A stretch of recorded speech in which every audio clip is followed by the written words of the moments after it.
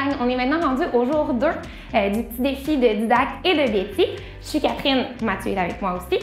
Puis aujourd'hui, en fait, on va parler un peu, c'est une question un peu qui revient en brainstorm de formation. Quand on n'est pas encore prêt à lancer sa formation, quand on a des idées un peu, mais qu'on ne sait pas trop vers où on s'en aller, on sait qu'on veut faire une formation, on sait que le jour 1 de Mathieu nous a motivés, mais on ne sait pas trop vers où aller.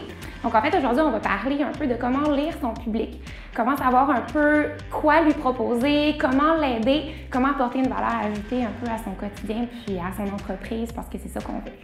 Donc en fait, moi je pense que les questions que vous devriez vous poser vraiment pour vous aider à construire votre formation puis avoir quelque chose vraiment qui est utile puis qui va servir à quelque chose, qui ne sera pas juste une formation qu'on va regarder puis qui va se terminer là. Je pense que c'est de regarder, le plus logique vraiment, c'est les questions en fait.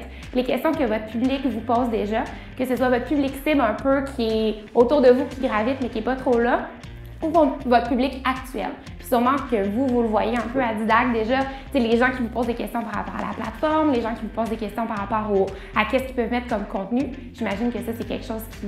Oui, absolument. Puis une chose que de notre côté, on fait relativement beaucoup, c'est de la veille sur différents groupes spécialisés en formation en ligne, en marketing, des choses comme ça. Donc, sans nécessairement engager avec l'auditoire tout de suite, on est capable vraiment de ressortir des questions qui sont relativement fréquentes. Donc, de là, ça nous donne des bonnes pistes de réflexion à savoir, bon, mais c'est quoi le besoin de formation vraiment de ces gens-là, vraiment autant au niveau de notre public cible, mais d'un public souvent qu'on n'aura même pas considéré, exact, que peut-être on peut venir les aider au final.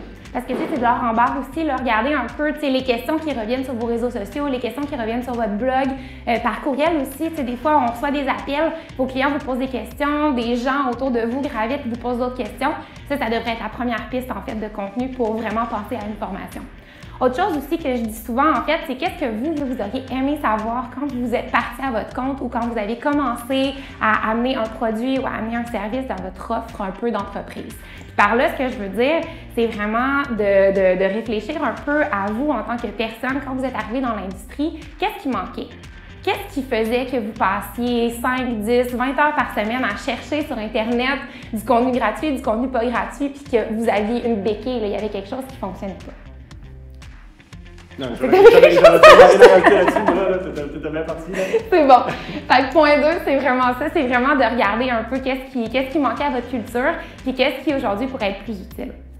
Troisième point, en fait, vraiment qui est super intéressant, puis que si vous faites un peu une étude de votre public cible, une étude des personas un peu que vous voulez attirer avec votre entreprise, vos produits ou vos services, c'est de regarder un peu c'est quoi leur problème. C'est quoi leur problème en ce moment? Qu'est-ce qui fait que c'est difficile pour eux de se lever le matin? Qu'est-ce qui fait que c'est difficile pour eux d'atteindre un objectif X dans leur entreprise, d'atteindre une personne, d'atteindre une façon de faire, de créer quelque chose, de construire quelque chose?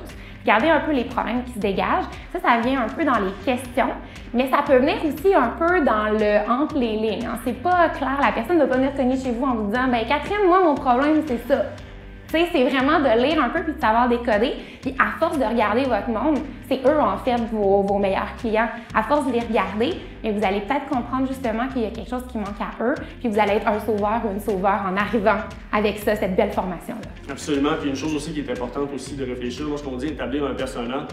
Limitez-vous pas seulement à un persona, vous pouvez en faire plusieurs, puis à même un persona, il y a la possibilité également de segmenter. Donc, exemple de notre côté, on a une Chantal qu'on appelle, qui est un de nos personas. On a différentes segmentations de notre Chantal. Donc vraiment, si on veut aller développer du contenu de formation, on est capable de dire, bon, mais par rapport à ce pan-là, ça va vraiment être une niche spécifique qu'on va devoir développer, qui est différente de la niche 3, c'est-à-dire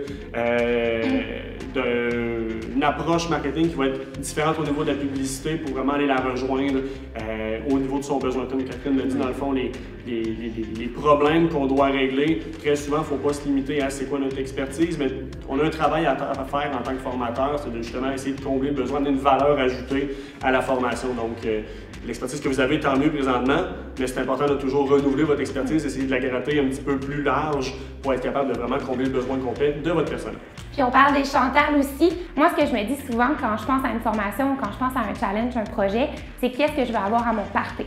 Puis ça, c'est vrai. Est-ce que je vais avoir des Chantal? Est-ce que je vais avoir des Marie? Est-ce que je vais avoir des Justin? Est-ce que je vais avoir des Cristal? Est-ce que je vais avoir des Cassandra? Est-ce que je vais avoir des Stacy Kim? Non, mais tu sais, c'est vraiment de vous demander un peu à qui est-ce que vous voulez donner cette expertise-là, ce contenu-là que vous avez, puis comment est-ce que vous voulez le faire. Puis ça devrait déjà être des belles pistes pour vous aider à vous lancer un peu là-dedans.